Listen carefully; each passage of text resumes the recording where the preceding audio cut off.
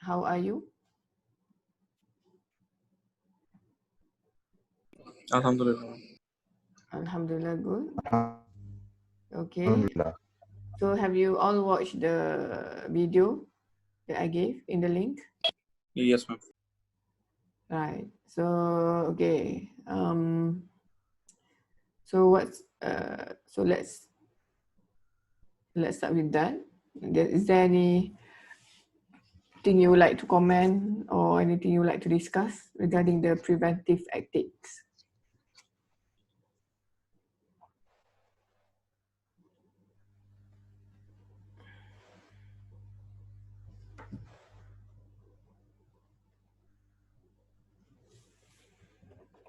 Hmm?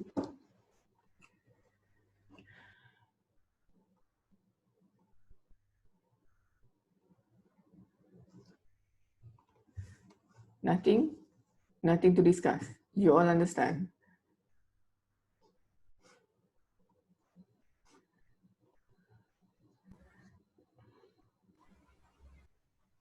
Are you all sleepy?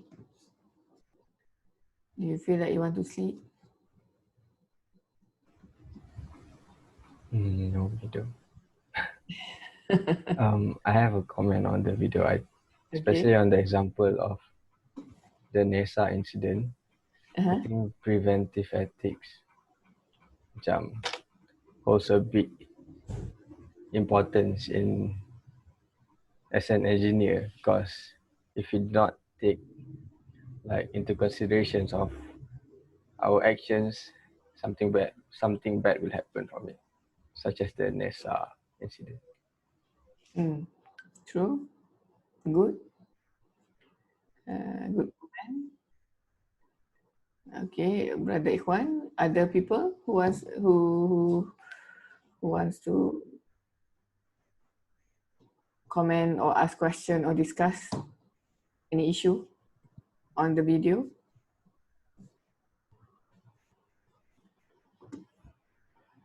Just raining. Bismillahirrahmanirrahim. Allahumma sayyiban nafi'an.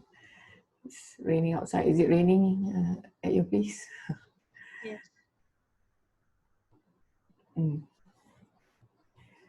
So, during these rainy times, it's nice to sleep. But cannot. Let's purify our intention while we are here. We are not suffering alone. I'm also here. So we are supposed to learn about preventive ethics, which is very important as an engineer. Says you are like, we need to wake you up a bit. Haziq, why preventive ethics is important? Are you there? Yes. Why is preventive ethics important? So that we can avoid incident to happen. Okay. So do you include, again, to you, do you include your preventive ethics inside your project?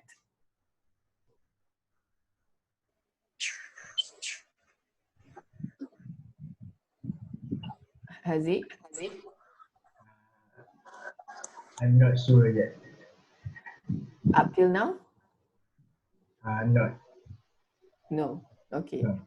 So do you think you will include or no? Maybe because our group will do the video. So video, you don't have to do preventive ethics. Nothing bad what can come out from your project. Is that so? I think later. I can't hear you. Can you speak louder? I think I will include it. Okay. All right, brothers and sisters. Now you know about preventive ethics. It should be part of your projects. Any project, including Haziq's group, to make a video promotion of KOE, may also have maybe some unethical issue which we need to foresee. Preventive ethics, simple. It's just a way, or it's ethical for us to predict what will happen, and also to find, so we need to think of what are the possible unethical instances that will occur, and also how we make sure that we don't do that, and also and we need to put solution to it. So this can also be parts of your, this is also part of, can be part of the case study. If you have a case study, right? Case study normally is it's a, what you call it, you are discussing a situation which has already done. But you can discuss on that, and maybe you can include on the apa nama ni, discussion on what you can prevent in the future. Right? Preventive ethics should be done before any project is done. Was done. Tapi unfortunately, you learn this after you started your project. But no problem. You can still include this in your portfolio or in your project. Okay. Any more comments or discussion? Hmm?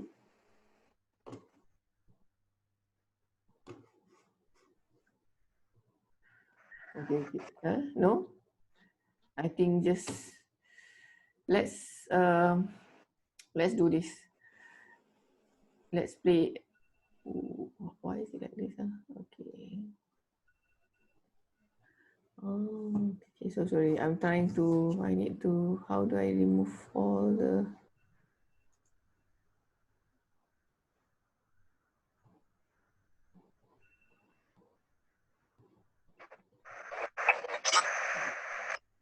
I thought that I can use Slido, but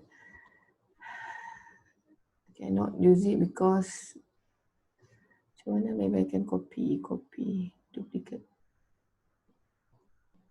Give me a 1 minute. Okay. All right, so just to check whether you are alive or no, sleeping or no, you know, when you sleep, you're actually dead. Your ruh is out of your body.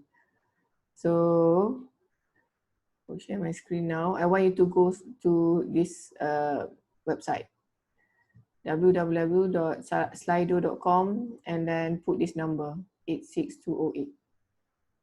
Everybody, yeah?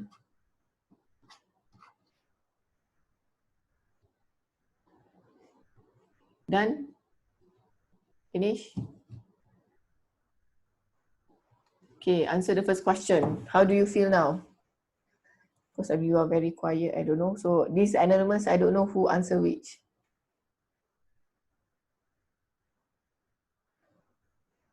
So answer the first question. How do you feel now, currently?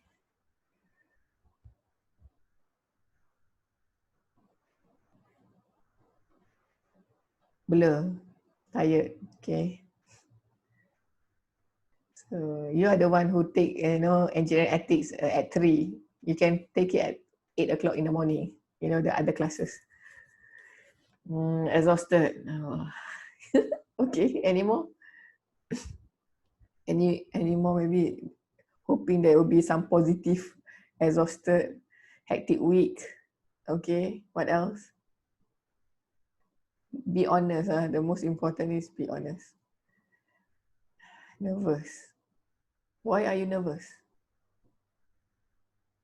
Sleepy. Wi-Fi is not good. So you're sleepy, plus the Wi-Fi is not good, then you need to fight the sleepiness, brothers. We are in the Min Raudatil Jannah. We're in a garden now, garden of the Garden of Paradise, where we come to learn the knowledge of Allah. Okay, so there are lots of malaikah with us. So fight your sleepiness. Who else? How many of you? Kenapa slow sangat ni? Only 5? What's the rest of you?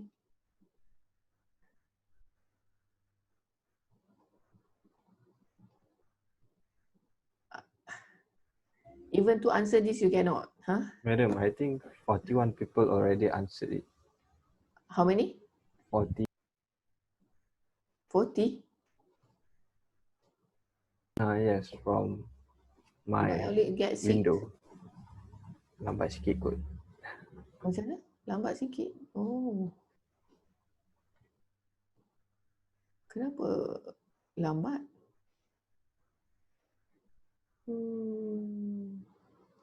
43 people, ma'am. 43 has already answered. Yes, ma'am. Oh, why is it not? Why is it not here? Why is it not showing here? That's weird. Don't you think so? Okay. Try to refresh the page, madam. Try to refresh the page. Okay, boleh. Kita cuba. I'll stop sharing first.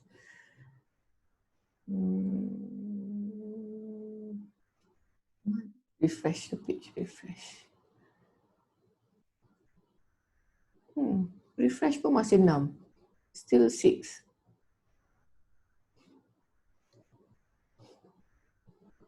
This is weird. Oh, so you see actually 40 answered? 44. How is it? Yes, ma'am. How is it possible 44? In the class is only how many in our class? It's only 27. So we have ghost or malaikah that answered. Which one? You sure Maybe there's no? one person to respond. Why one person want to answer to respond? Maybe. So is that you, Aiman? You respond twice? No, but some of the answers look like they're the same. Like just twice repeated.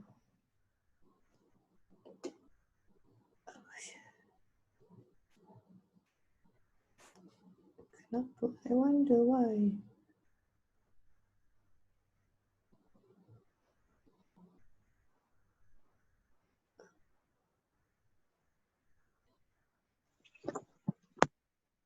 Maybe. Oh, I think okay, I think I know what's the problem. Okay. How do I do this? I need to edit.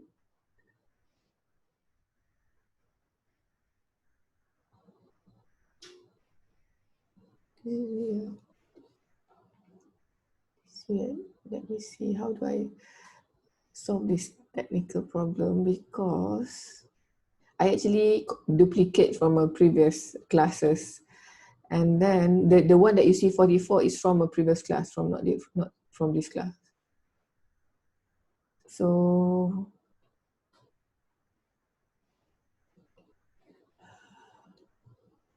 today is, what's the date of today? 19. So check the 19, 24. Okay. So I think there's a mistake. Okay, let's do this again. How do I clear, reset this up? Okay, let's do this again. Brothers and sisters, be patient. Be patient. So,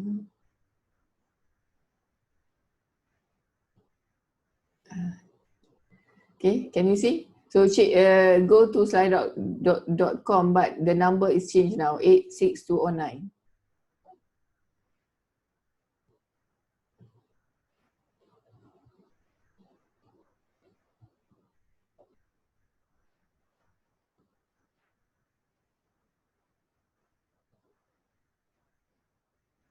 Sorry. Nervous, stress, it's only 2. 50-50, tired, sleepless, hungry. Why? Have you eaten or no? So 17.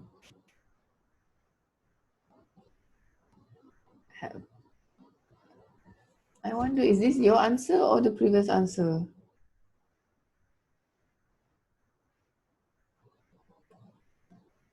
How many do you see in your screen? 22. Okay, 22. 22. Okay, so this is correct. Excited, sleepless, have a midterm, great. Oh, I wonder who's that great. Thank you for feeling great. So I think the 2 only positive, maybe 3. Great, grateful, excited. The rest are negative. So all of you having a negative vibe this evening, anxious, hungry, tired. So if you're hungry, go get something to eat. Anxious, why are you anxious? Anybody who wrote anxious, why are you anxious?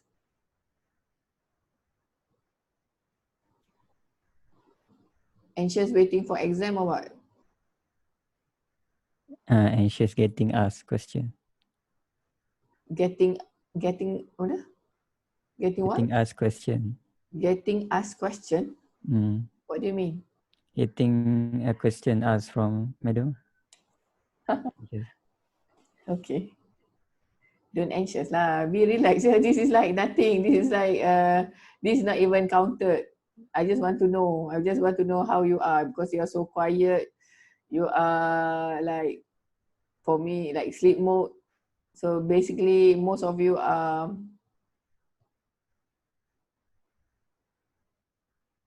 tired, I would say, and maybe you are you have a lot of midterm coming.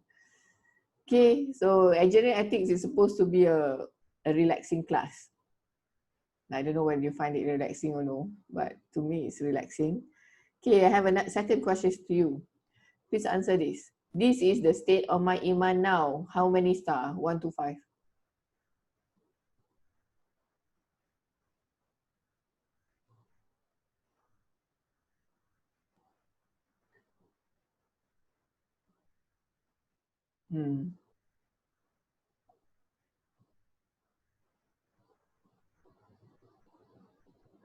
Majority are 3. So you are you are neither high iman or with no iman. So but there are some who have 5 out of 5 iman, mashallah, brother or sister. Maybe you can help to lift up the other people's iman. You can share something with all of us. Okay, so roughly 23. So if our iman is number 3, I mean, it just so and so, maybe we should do something to increase our iman, brothers and sisters. Those who answered 3 or 2, we need to do something to increase our iman, because everything in life is based on the iman. Your study, your come to engineering ethics is actually based on iman. If you have iman, you will push yourself to learn, to get knowledge, and also to be grateful, and to have we need to bergantung. We need to have dependency on Allah instead of ourselves. If you are too stressed, right? If you are really stressed, do a 2 raka'ah prayer and ask Allah, depend on Allah. Say, ask Allah, please help me to solve my problem. I don't know what you're stressed about, maybe about the exam. Ask Allah, can you please make it easy for me? Make dua. Okay, final question. Okay, please complete this sentence. I wish, whatever you can write. I wish what?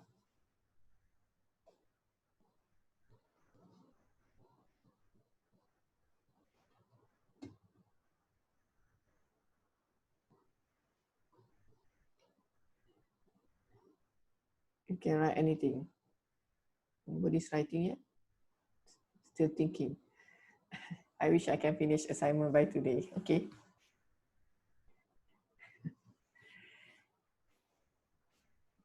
What else? What do you wish currently? I wish what?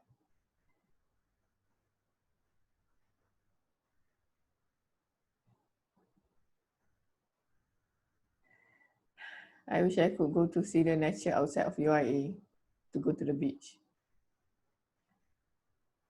I wish I could sleep now. I wish I can perform this semester, inshallah.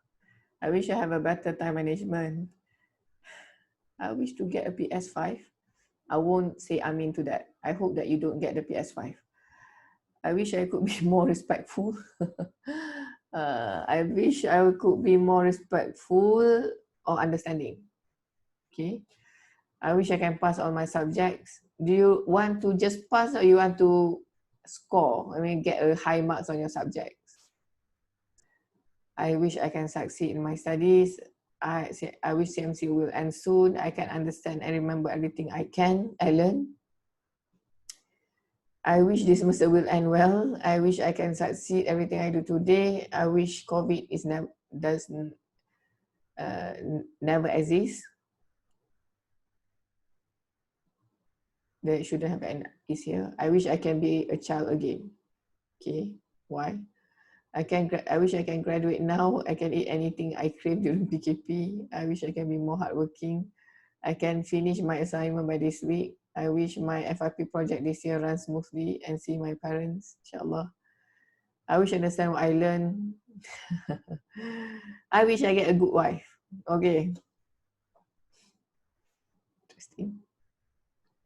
So interesting. To all of the good doa, I wish that Allah will grant your wishes for all the good ones. Not for the PS5. I know it's a game. I'm against gaming.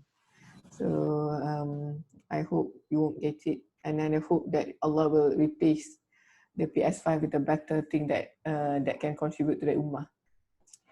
Okay, so, and if you wish that your knowledge, you can remember or you can understand most of the thing that you learn, what is the tips to do that? Anybody has a tips how to make sure that when we learn, we understand what we learn and we can remember whatever we learn? Anybody want to share the tips?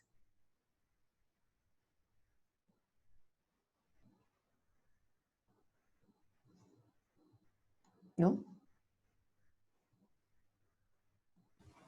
Set niat. Okay, so the sister is saying we put niat. What niat? What kind of intention in niyah? What kind of niyah? We study because of Allah and our parents. Okay, so you study for the sake of Allah. So if you do the intention, then you will remember everything.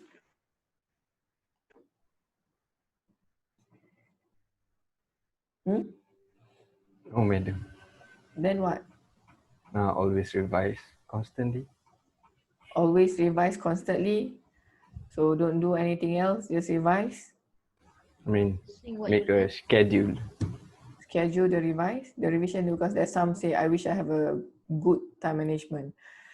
And I always hear the students complaining they don't have a good time management. In order for you to have a good time management, you need to have a strong discipline. So because you can plan, but many students plan, but they don't follow their plan. In order to follow your plan, you need to have discipline. That's why Allah has make it compulsory for us to pray 5 times a day. One of the reason is to teach us discipline, right? We can discipline ourselves to pray.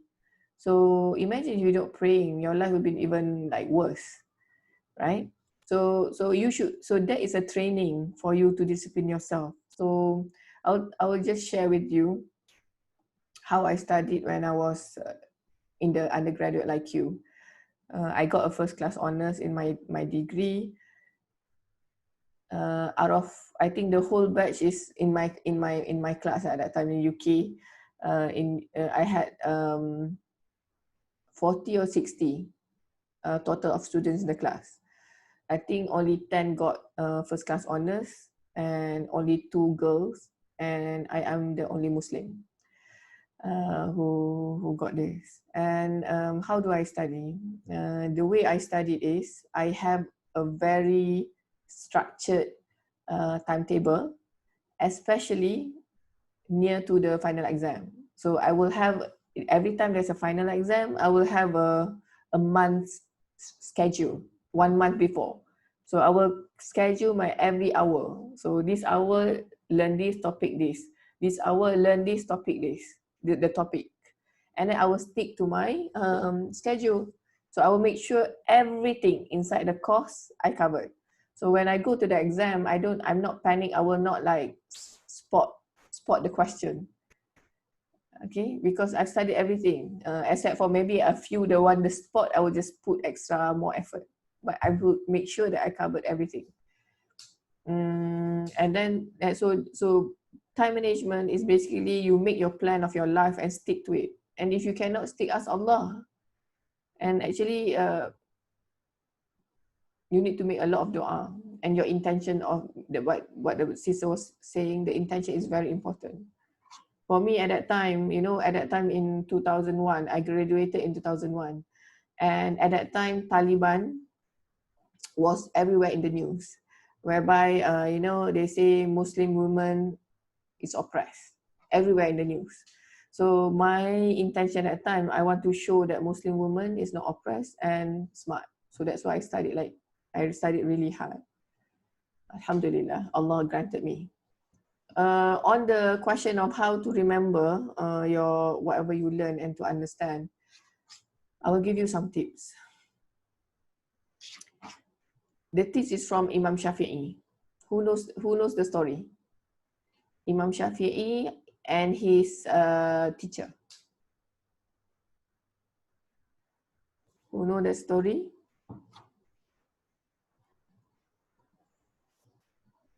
About knowledge. I'll give another clue. Takkan seorang pun tak tahu. None of you knows? So one day, you know Imam Shafi'i? You know his characteristics? What is his characteristics?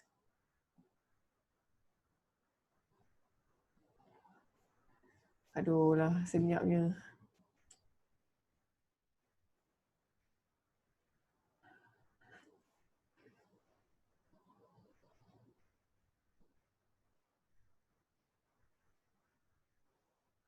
You know how I feel? I feel like talking to the wall.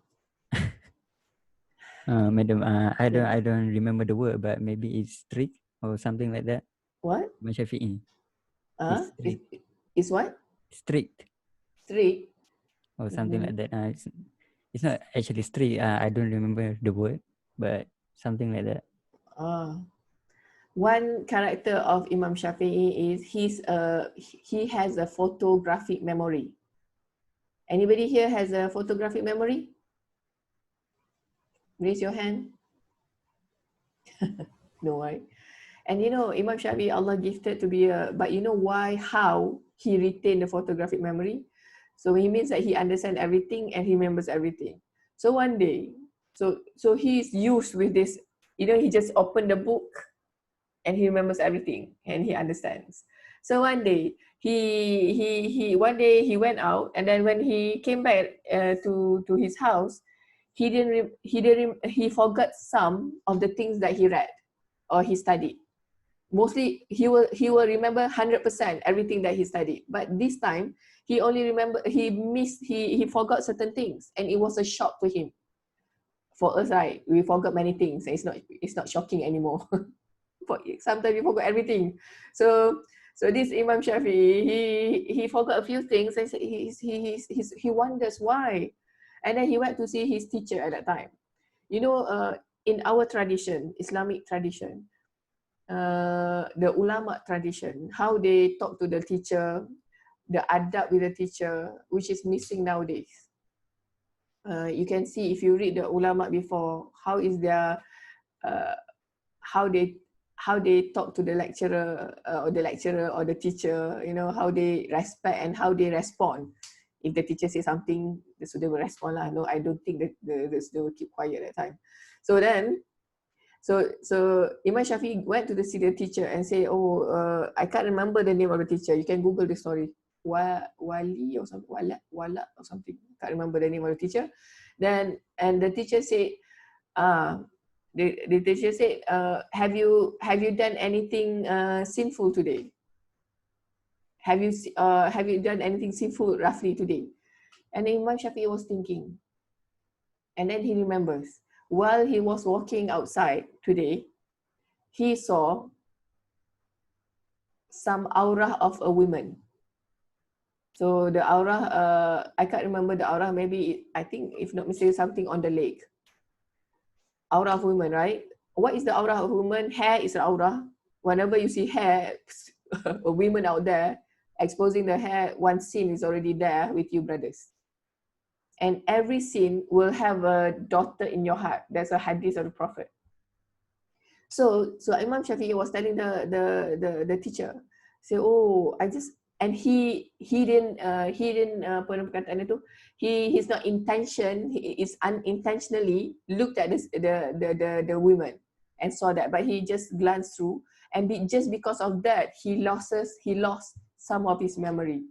And then the teacher said to Imam Shafi'i, they say, Shafi'i, al-ilmu nurun, knowledge is light. So knowledge is light. So if you do sin, the sin will cover the light. The lights will not able to enter your heart. Therefore, you will forget and you will not understand the knowledge. Okay? So the tips for you to remember, to understand, is actually to have a clean heart. Avoid sins. Try, and you need to take care of your eyes, your ears, your mouth, everything. Then you will see, you will improve. So I always say, sometimes I joke with the students, you forget many things, maybe you do a lot of sins. You know, for me as well, the same, any human being, if you do a lot of sin, you will forget many things. Okay, so so that's just now we're already at 4:30. Ya Allah. All right, so okay, now preventive, going back to preventive ethics. Preventive ethics, you can later on you can watch the full video. I just want you to watch 15 because the last 15 minutes are important. In the preventive ethics, we share some screen now.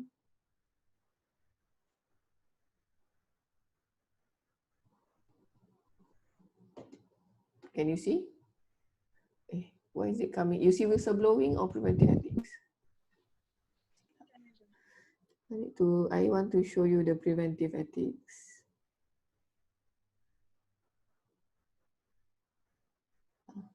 Okay, and these slides are in the folder. You can open the folder that I shared. Is there?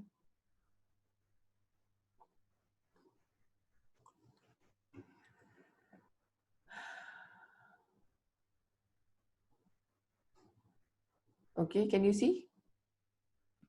Yes. Yes. Yes.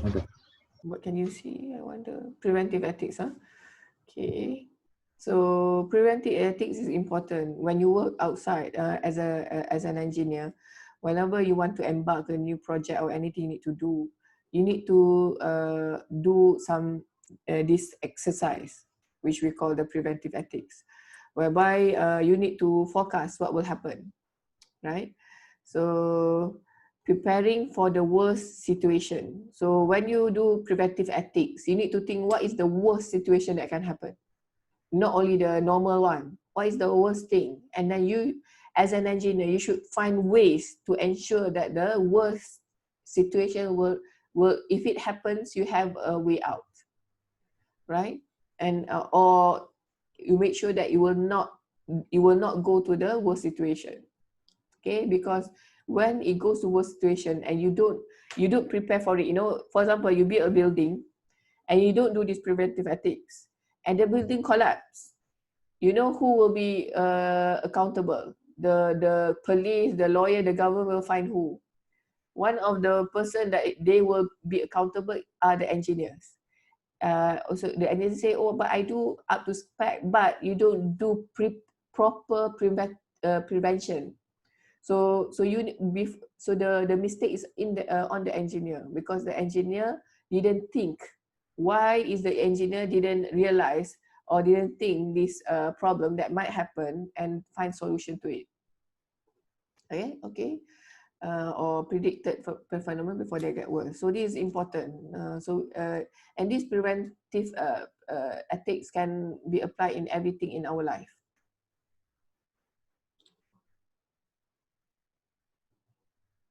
So you went through this just now. What are the elements that you need to cover when preventive ethics? Number one, to avoid the thing from happen.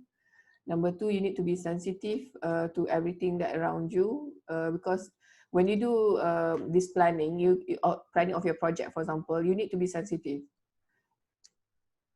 I wonder, do you take into account when you do your project now, right? Your this Genie project, your final project. Are you sensitive? Are you conscious or aware? What are things that may be related to your project, right? For example, if you make the water, water place for the animal, are you sensitive to the people around you or any other animal, or or the human being around you? So you need to you need to be sensitive. Okay. Alamak. It doesn't want to go back. Okay. Previous. We also need to reflect on and visualize what are the consequences that will happen if we proceed the project like we decided it to be. And of course, we need to have knowledge. Whenever you do project anything, make sure you know. So before you make the proposal, you should know how to execute the project. So knowledge is important. So I will just highlight things which are things important. So in Islam, we should avoid any forms and kinds of damage and infliction of damage. So whatever we do, make sure there's no damage or infliction of damage. So you need to think what are the possible damage that can occur due to your project. Okay. You need to think about this. So when you discuss in your group, these are the things that you should part of the things that you should discuss and also be part of your portfolio. The averting of harm takes precedence of the acquisition of benefit. So this concept is very important. Do you understand this concept in Islam?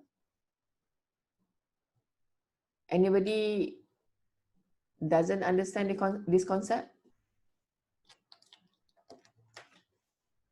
Anybody doesn't understand this concept? Okay, you are quiet, you understand, right? Huh? I didn't get it. Who are you? Dubai. Oh, Jobahir? Okay, so only you don't understand, the rest keep quiet. So let's ask the one who understands. Right? I don't understand the meaning of the sentence. Who are you? Aisha. Aisha.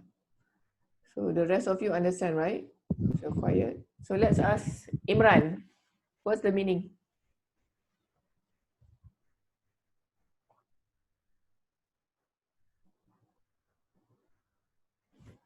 Imran? Yes, madam. Yes. What does The it mean? meaning for the sentence, the everything of haram take precedence over the acquisition of benefits. Meaning there,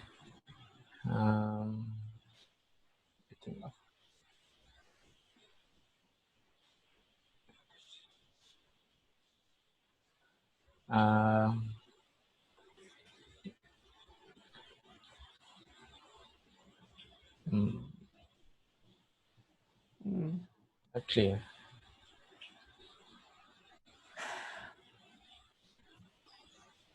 Anybody, okay, anybody else who knows? Sabah, do you know what this means?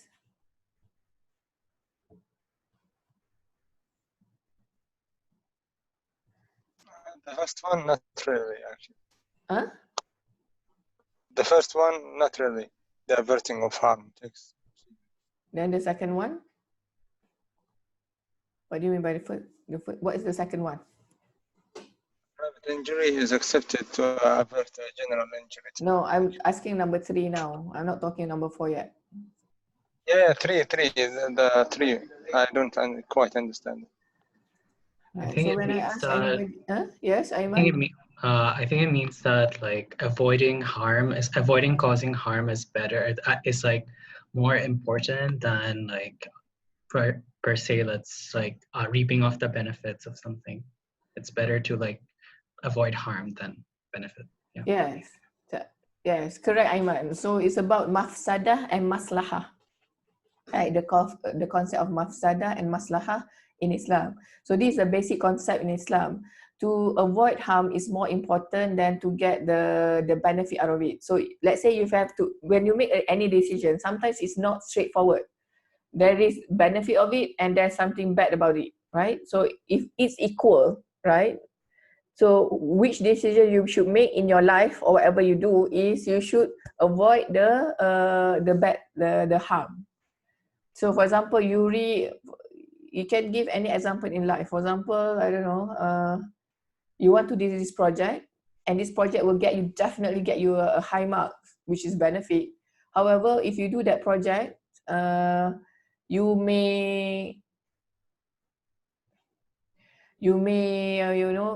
hurt the feelings of your friend, for example. So at that time, to avoid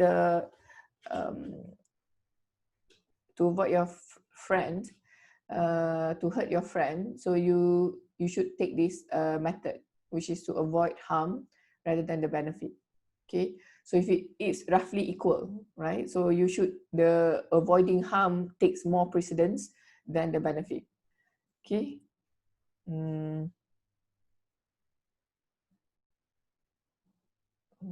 Suddenly.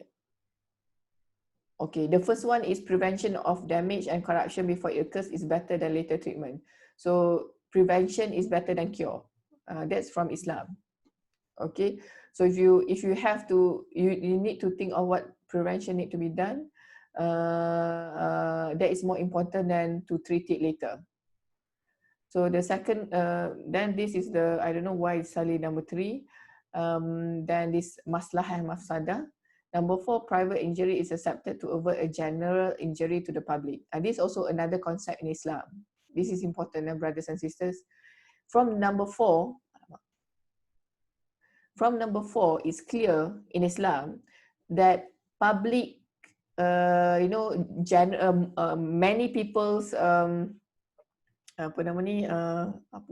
many people's, the effect on many people are more important than the effect to one person.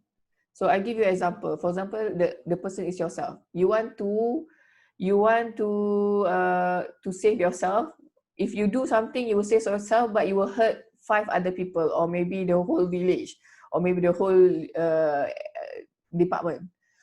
Therefore, in Islam, you should sacrifice yourself for other people, because majority, you should take care of majority compared to the personal, or one or 2. Do you understand? I don't know whether I tried to explain this. Do you understand this part, number 4? Yes. Yes. So whatever it is. So for example, that's why the Sahabah really understand this part, because sometimes they will sacrifice themselves in order to save the public. There are a lot of story. If you read story from the Sahabah and the Sirah in a war, whereby the Sahabah sacrificed himself for the benefit of the public or more people. But nowadays, it's the end of time. All of you will save yourself and let the public die. Many are selfish. So we are supposed to not to be like that. A good Muslim with a good Muslim Islam understanding, we save the public first and we sacrifice ourselves, because Allah and His Rasul teach us to be like that, and you get rewarded. Number 5, the lesser of 2 evils should be chosen. So sometimes you have 2 evil. There's no good, but all are evil. For example, let me give example. How to stop recording? Pause question. What was this question again? Okay, please repeat. Before it said like to choose the lesser between 2 evils. So how do we know which one is the lesser evil? In what criteria do we decide? Good question. So Hassan, you want to answer? I think it's based on the damage it will cause. So let's say that this act will cause, for example, two sins. One a huge sin and another one is like a minor sin. So we just go to the the act that will cause less sin, just like to avoid the huge sin. That's the thing. Okay, thank you, Hassan, for the answer. Anybody wants to add to that? So basically, Hassan saying, looking at the which one caused the less damage. Okay. Anybody else wants to answer this?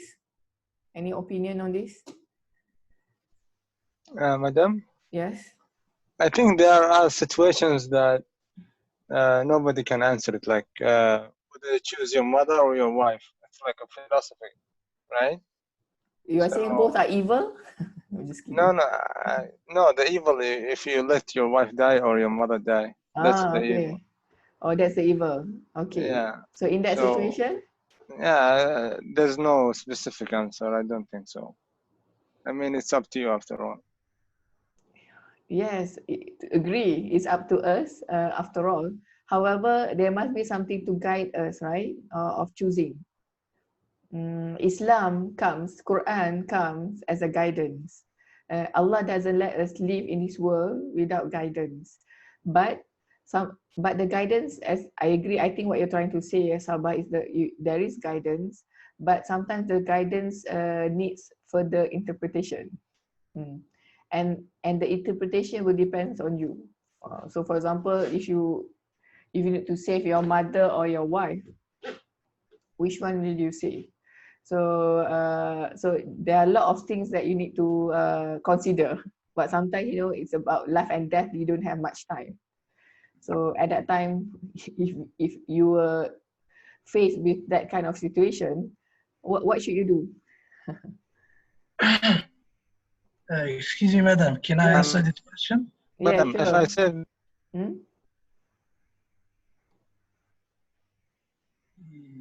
Okay, go on. Ahmad Sheikh, who are you? It's not me actually. It's I'm Khairi Sidi Muhammad. It seems that my friend was using my laptop. His name is Ahmed Shah. Okay, So Khairi. for this one, of course we have to choose the mother between mother and wife. Okay, why? Because your mother, as in hadith, your mother is should be treated better than your father. So your wife is not. You should not be. You should not hesitate to take this. But maybe your mother is the mother of your children. Even though but my mother is more important. Okay, all right. So that's one way so that's why that there'll be discussion and in the end in life, I will tell you when we talk about ethics, there's no definite right or wrong. That's why in the case study, if you are able to argue reasonably, you will get the marks. And also in life, there's no hard line right or wrong. So that's why in the end, like for example, what Khairi is saying, it's between us and Allah. So Allah knows that why we are making that decision. And we need to make the decision based on the best knowledge that we have. And also we ask Allah to guide us. That's why in Islam, we are highly recommended to make dua. Ihdinas siratal mustaqim. Ya Allah, show us the right path. The right path including what decision you should make in life. So that's why every time you pray later, brothers and sisters, when you come to the Fatiha, Ihdinas siratal mustaqim, ask Allah to guide you what you should do in certain situation. And Allah, if you ask sincerely, Allah will guide you. So maybe Khairi will say save the mother. Somebody else will have another justification based on their personal situation. Maybe you want to save the wife for certain reasons, right? So so in the end, it boils down to we need to, in the end, we and Allah wants to see that we are actually thinking of the problem and deciding the best according to the Sharia, and also in the end leave it to Allah. So after we done all the thinking and we decide, we ask Allah to guide us, right? And Allah will apa nama ni? Allah will not punish us after we have done the best that we can. Okay, so but a general apa nama ni criteria will be like what Hassan was saying. So if there are 2 damage, try to find the less damage. If you are too evil, we need to that's why knowledge is important. That's why when you have preventive ethics, one of the criteria is knowledge. You need to know everything about the situation and the evil. So for 2 evil, 2 candidate presidency, you need to know this evil what and this evil what, and then balance the 2, what's the impact of this and that, and then decide. Okay, so for example, so one of the, when you make the decision, one of it is what Khairi was saying, look at the hadith, the Prophet say your mother, then your father. So that's one aspect of looking at it. Okay, because there might be other aspect. Maybe the mother is already 100 years old, so you say, oh, then it's okay to sacrifice. Maybe no, but all of us will be faced in a situation in life that it will be very difficult to make decision. But Allah asks us to do the best of our ability to think about it first, and then ask Allah to guide us to the right decision. So, for example, for me myself, I think I'm already 40 something, and one thing that I learn nowadays, I don't get stressed too much. Previously, I got stressed most of the time. Now, you know why I reduce my stress? Because I leave it to Allah. To say it's simple, right? But to actually have it and put in your heart is another thing. So, for example, if I cannot decide, I will just pray to Raka'ah, Ya Allah, guide me and make me firm, and please put sakinah in my heart. Settle. Then you see, Allah put everything in place. Subhanallah, it's amazing. So you should try this. So every time you are stressed, anything, do 2 Raka'ah, ask Allah to guide you, then Allah will show. And in the same time, we have to show to Allah that we're actually doing our part. We do the best that we can. We get the knowledge. We are sensitive.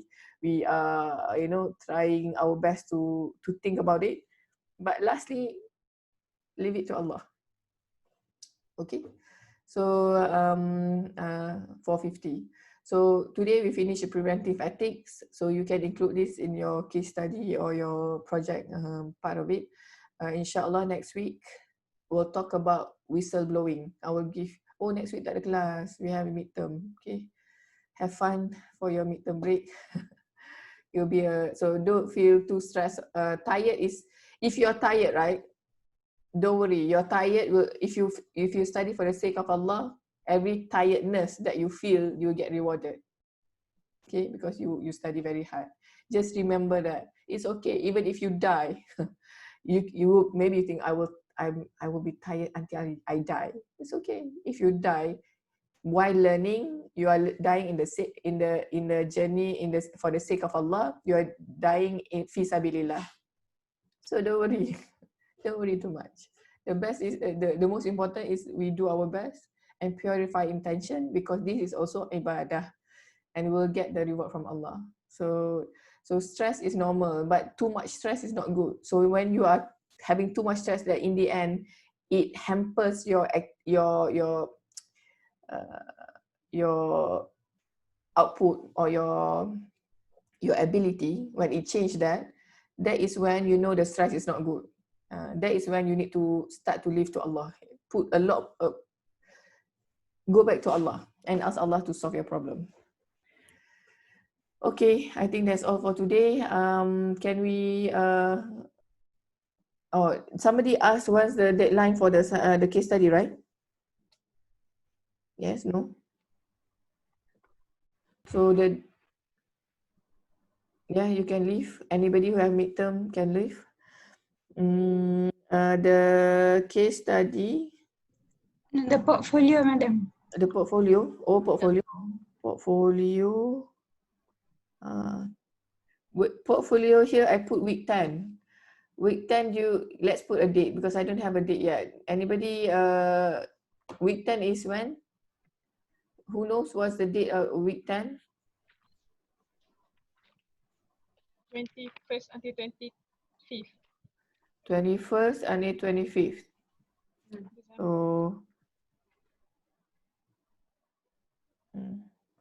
So 21st is Monday, yeah? Yes. Yes. Make it 23rd. 22nd. 22nd is our class, Tuesday, right?